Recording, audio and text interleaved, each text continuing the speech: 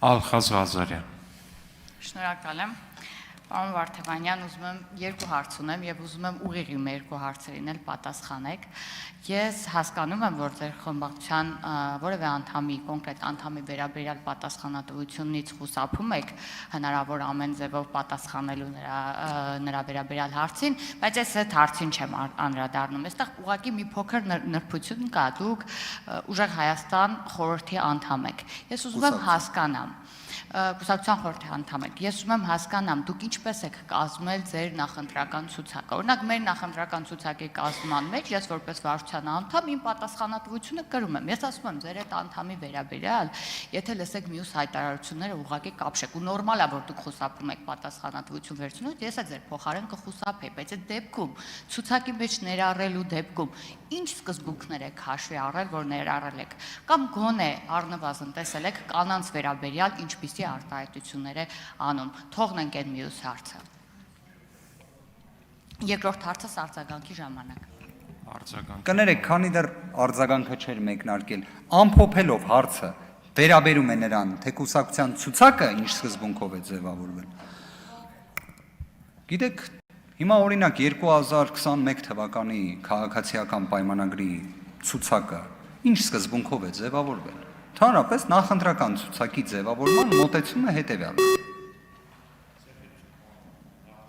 Ընդհանրապես նախընտրական ցուցակները ձևավորվում են երկու կողմերի համաձայնությամբ, այսինքն առնվազն պատգամավորի թեկնածուն պետք է տա իր համաձայնությունը քայլ 1, երկրորդը քաղաքական խորհրդակցություններն են, քննարկումներն են, հարցազրույցներն են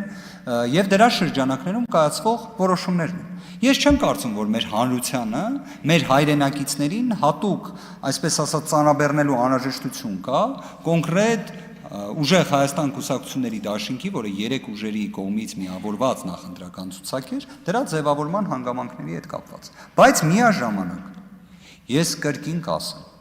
ես ինքս անձամբ որևէ դժվարություն չեմ տեսնում ցանկացած վիրավորական լինի,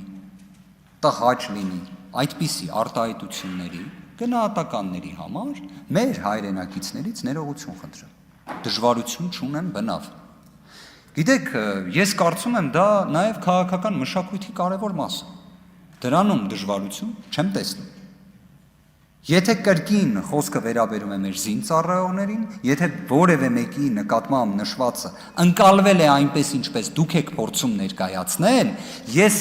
սա հատուկ եմ ուզում ընդգծել, եթե դուք եք ուզում այդպես ներկայացնել կամ դուք հանում են, որևէ մեկն է այդպես ընկալում, որևէ մեկը, ես նշվածի համար ներողություն խնդրում եմ, քավլիցի, անկեղծ, ես ընդհանրապես հանդիսանում եմ այն մարդկանցից մեկը եւ իմ գործընկերներն են այդպես, որ մենք իրականում քաղաքական խոսքի մշակույթի փոփոխություն ունենք։ Ես որևէ կերպ չեմ ցանկանում անդրադառնալ այն իրավիճակներին, երբ մենք տեսնում ենք այս ազգային ժողովի նիստերի դահլիճում վիրավորական արտահայտություններ։ Իդեպ, սա հատուկ եմ ուզում ընդգծել։ Այս օրենքը, ազգային ժողովի կանոնակարգ սահմանադրական օրենք, նախատեսում է, որ այս նիստերի դահլիճում վիրավորական արտահայտություններ պետք է չլինեն։ Նիստերի դահլիճից դուրս կարող ենք բանավիճել, կարող ենք խոսել, կարող է այդ արտահայտությունները լինեն նաև ցնցող, կարող են լինել նույնիսկ վիրավորական, բայց օրինակ վիրավորանքի զրպարտության շեմը չհաղթահարող, կարա լինի այդպես։ Բայց այս նիստերի դահլիճում մենք հաշվետու ենք մեր հայրենակիցներին, հանրությանը այս նիստերի դահլիճում։ Այսքան։ Արձագանք։ Շնորհակալ եմ, այո, մենք հաշվետու ենք մեր հայրենակիցներին եւ իրապես դա հայրենակիցներին ծանրաբեռնելու հարց չէ, ցուցակ կազմելու գործընթացում նաեւ տեղեկանան, թե ինչպիսի սկզբունքներով են, իհարկե դուք դա էլ խուսափեցիք պատասխանել, օրինակ մեր ցուցակի կազմման դեպքում գրեթե ողջ հանրությունը տեղյակ էր մենք ինչպիսի փուլերով ենք անցկացնում, որովհետեւ սա հայրենակիցների հանդեպ նաև պատասխանատվություն է եւ ես իմ անունից ասում եմ, ես պատասխանատու եմ իմ խմբակցության յուրաքանչյուր անդամի համար ու կուսակցության յուրաքանչյուր անդամի համար։ Սա այսպես։ Երկրորդ հարցս, երկրորդ պատասխանատվությունն էլ են ձեր վրա ծանրաբեռնել։ Օրինակ Սամվել Կարապետյանը կոնկրետ նշել է, որ իր այլ երկրների քաղաքացիությունից հրաժարվելու հարցով նույնպես դուք եք զբաղվում։ Ուզում եմ տեսնել այդ գործընթացը ինչ փուլում է գտնվում։ Տիգին Ղազարյան, եթե ձեզ իսկապես այդ հարցը հետաքրքիր է, եւ եթե մեր հայրենակիցները եւս այդ հարցով հետաքրքրվում են, նշվածը շատ պարզ պատասխան ունի։ Սամվել Կարապետյանը մինչ օրս կալանավորված է։